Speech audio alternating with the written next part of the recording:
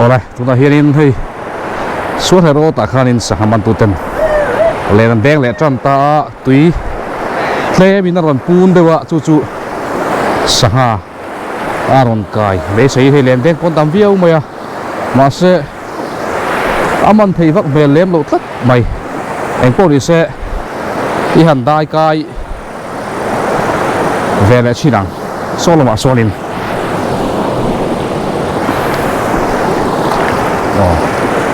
ông dai luôn về lại hiện bây hay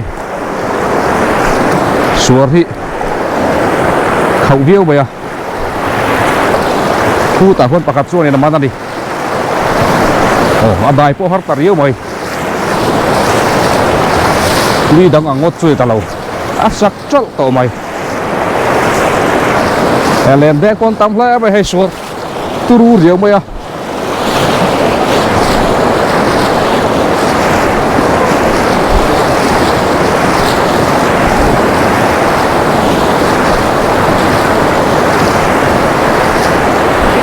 khi mà hiền nhìn aron sun khal tất mày bốc á sang hai rồi chút cái vắt lém lâu đi tia liền viêu nãy lên đây ăn tắm lẽ mày à hey suốt lu lắm bằng suin ăn cắt nâu nâu mày vọt rúa lại ta thúc mày hắn mắn thôi mày bố hay là bảo ta hiền hắn có ta he ta hiền hay pakhat chu mana he la hianin he ta han chiang tak men pakhat chu mana he ta po la man ve le hey alian thong rang khu mai nai ek bakkan tiang chi khania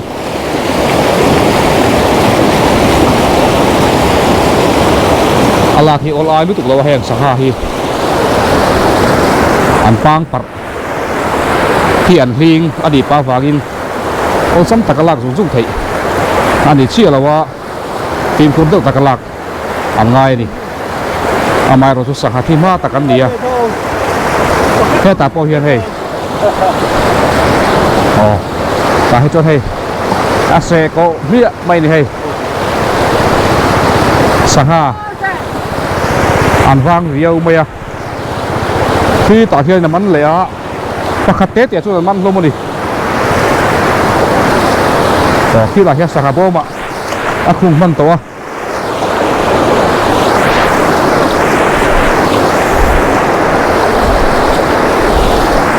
nào riêu mấy đi đằng ai chuan, đại har ta khóc mày, hey,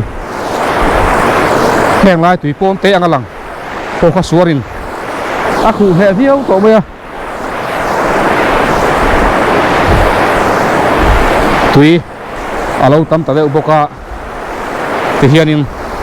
a suar tluan phei le effect to mai heng lai pawh hi he suar but but mai a so ta sorin sanghaman to then kat ara le lam kam so degin ano mek to a kan pan phei zel do na ni anal hle mai ko tu teu chien viau mai có ta hẹn liền xin là lâu tên á mắn lâu thất mày số là mà xóm em thuê liền số ta thôi cụ bor đây vào các bạn cài pui ta số lại mi số này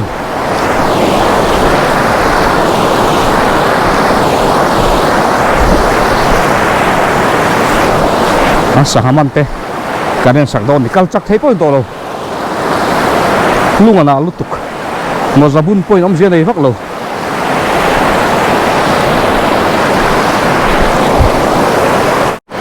vào cam kan theng ta he ta han sahaman alo lo me ka hei a ek bakan tiang chi tho ka ania hei po hi tu lai hi a ek bakman season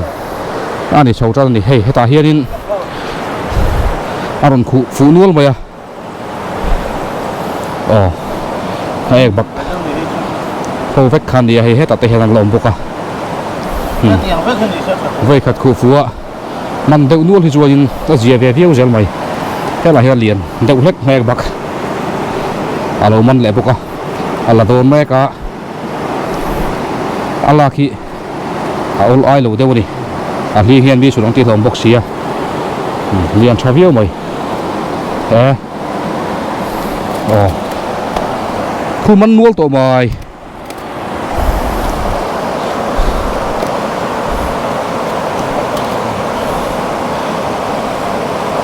sang habo man han khung sap baya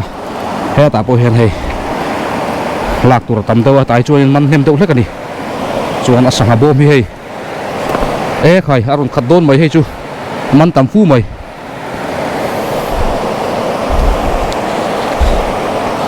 ti hianin tu den man sa ho kan ni le man nge in kan la re tu em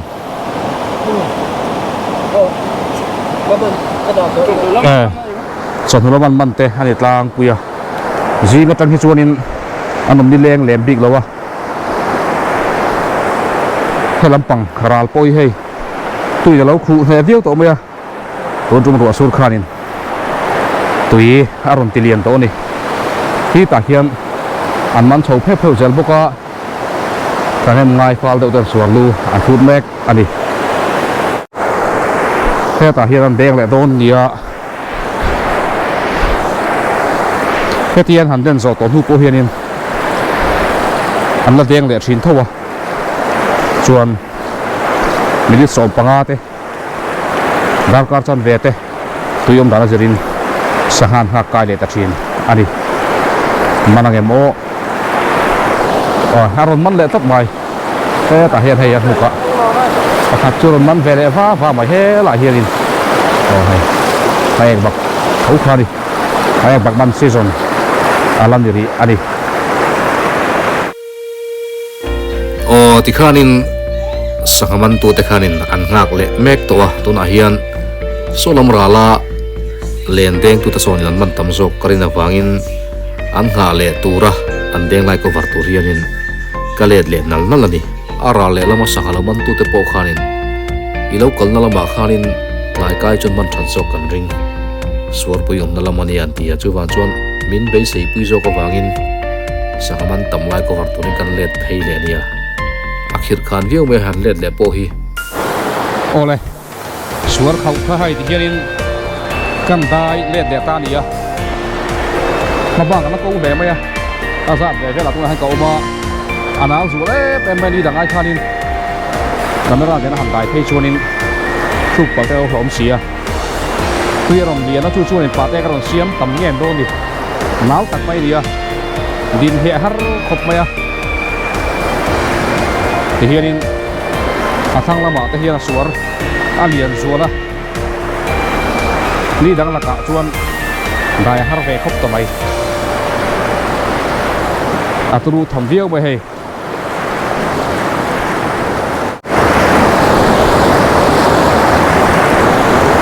heng lai hi a khau lian zual lai ania turu viau to mai he athanga khwan ti khwan a phuan but mai di so tui takani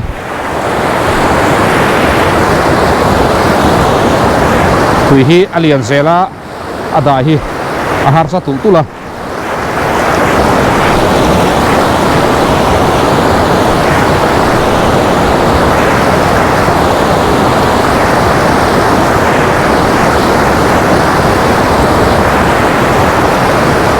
dai kai a hu phurom khop mai mia phet at mai a sim phurangai viau ani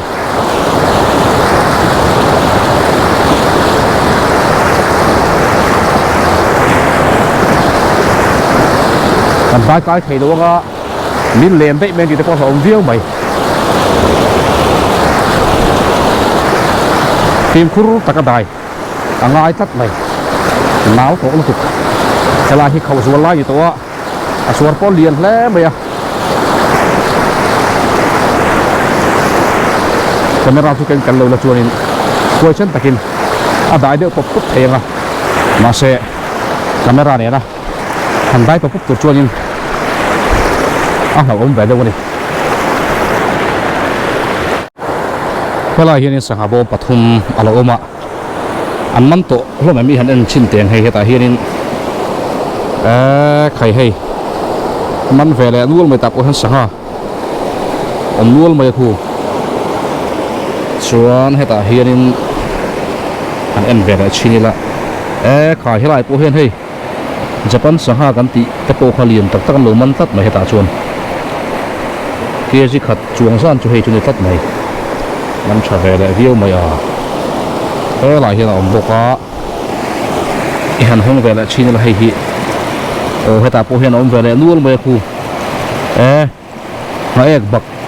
ani hei chu alian deuh te po ma hei po hi kezi khat don chu ni mele helai sangha bom pathuma khanin sangha khalo om nuala ti chuanin he ta hianin kan len deng tu te hi an oma an cholna hen hei tun ka yan man khani hei po hi om vele thiu mai hei i tom thre tho lai mai tui rual ani heng ho hi Japan sangha le khayak bak ania Japan sangha le khayak bak tan chuanin an te chhelowa alian polan dia tui viau za di hetiang chi hi hei puchung puete puena te ania ani senior an de helai len deng tu te jinga chuan tu ma tang heng lai hlo cha thang to ania sangha po an man thei viau thin ani len hi chat du viau thina khokrok le suar ate den na sat ani wangin ti hen len chat hi sangha kai nga pa hian an thui mol mol thin boka he heta po hianin alo ko phat mai ni tuna alen chat thui lai me ka hi tin tari kan ti khania he kwa zaw zong chu kan hunga heng hian sangha ke zili ke jinga te po aman theya ari zong hi ke jinga ke zruk te an vuat lang pui bok ani ti hianin len chat chu thui mal mal maya a thuina tellem lo point ti hianin kut mang po hianin thui thiam ani mau mang te thuina te bon siam thin boka tlai kai kan hak dona tuiron pun hleka ta chuan sangha tlai hen an kai ngemo nimin lama chuan man chale viau ni om nia ani nom ve kho mai hela hi ge pon ka kal sual ve reng mai boka hoi lama hen ngen an don ni ngak phot mayang ole tuna hian tlai kai an ti chon deng don ta hai helama hianin thanglam ta hian deng chan thina ta saklama hian an deng vele do ani len deng pon tam viau mai hei khu ta ko na ma nem kan shalawa an man chuan kan let le mai don dia hela hian dai phei do na ti chuan ta hian ma nem aron man dia le hela hian aron man nu la ti chuan he ta po hela man ani he ta hela man boka hei hela hianin alian thare po man ani hei hei ta hianin fa ek bak liang man nual mai ni ta hian chuan khi ta hianin alo man le boka hei ta hian hei hi ti khuanin a chunga khuana ron da ani khung khunia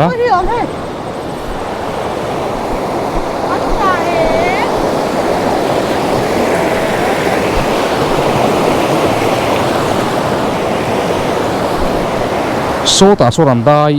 ta an dai phei vele mai niang chu sakla ma ta hian denga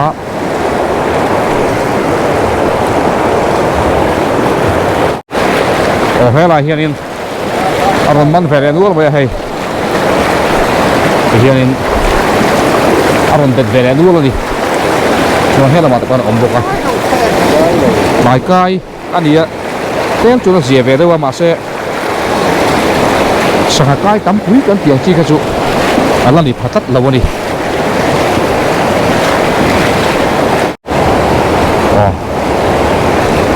helai hi chu zal deuh ta temin đại te pol som dewa ta hian kan han dai phei le don ani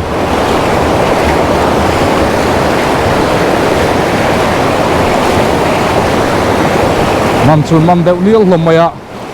ra le lama sonin an man tam le tat ani kelam ra la thang ka changa kelama hianin an man thei lo jok tat so lam ra la deng te khan an man thei jok tat zega di so lai kam te a sonin kai du deuh ani ome aden ko kha aron ma sa tu khan changa pani ka te kilama hian ti an man na sanga boma ta khung le a ke chon he ta po hian so ma so chuanin vào các bạn chua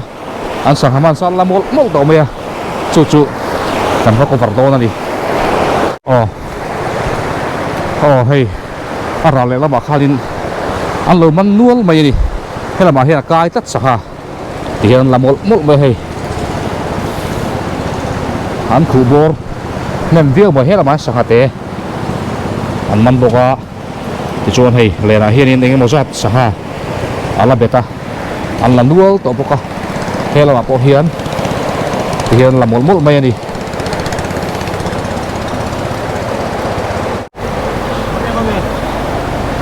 sa ha bo hi lian viau me khu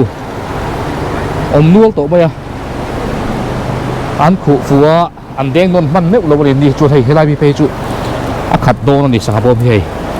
hey a khat deuh nok to mai ni cái lắm bằng hiền cả lâu lo anh hàn man tầm lai hàn phụ vô đeo trước mấy lai khác anh hú cha còn té luôn nè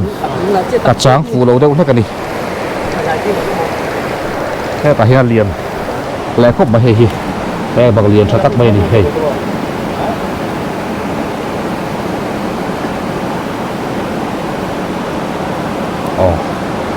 chả ra rồi khóc mày tuần trước mà hai दिन ऐसा क्या nghe lâu khủ phồng thế vậy? cái này có sôm về cho cái cổ. Sôm bor về cho khủ phù à? Tại tại bữa sôm bor ở đây sôm thì khủ phù thế nghe, dính mấy à? Sôm thun bor về gì vậy chứ? Khủ tắm riêu đi. Anh lâu là chỗ tụi mày sang hà bom đi, khát đâu tất cả đi, hút tụi mày. Đi xuống. Khủ tại không làm đen lại trên chuồn này. Cái rần đài thể tố nó khá đi hề sao hạt tế rần khu phu lệ túa mới ta hiền hề thì hiền nè rần đài tố nó hùa bố hòn là ổng ta chua kia lại kia nhìn khu bố trệ bày bố cơ khi lại khi lâm ra lại hết xa hà lâu tầm dọc tất tần đi hề hết tạp bố hiền rần măn trâu mày tắm thật khát viêu mà hề chú cụ đậu luôn mày nghe bạc ăn đi khen sa ha hi ai en uom hle mày ăn tùy viêu bọc sa ha tha cái tí cái gì ngami ăn đi với khát khổ phua man tầm hi chuanin với khát ấy cái tí hi chu lính đẹp zel mày chu vàng chuan hay bạc rồi khổ phù hi ho phù zel mày là một mẹ thì hiền lạc ra rồi chú har đâu hết cả đi liền hi anh này tên là vàng lệ là hiền anh taal ốc bệt hẹp chi na tôi bảo cho ông xăm té lạc thì anh đi mấy đầu hẹn sang hai thì hi hay là hiền hay ngài lại kinh rồi liền xin té là mình trước mày tắm về lệ phu mà hay ngài lại kinh khi chú làng sar vắc là anh rong hi ao được khu vàng hiền thì hiền trong cái chú liền về tôi tắt tắt con ông mà hey ngài lại kinh man triệu mày này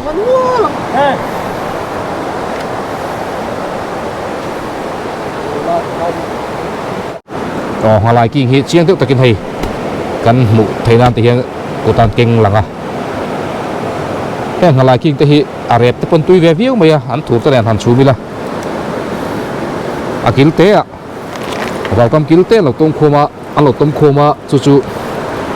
azu khu fu ta thina man ven wal zel mai ni aden nang aya deng non tuk tuka aman zel tho mai boka ole tikhanin kan du tok do nanga kan ho do na kadai kai le don ni ke point hei lem deng tu te point mun thang thang la deng no ba pasa khuwa te lai to a chuan chuan tu mata chu kan du tok ba yanga helai sa khaman tam tak tak te po kan thil so zel tura ngai la video kana siam zel do na milo view sak zel turin kan song le bok chu ani e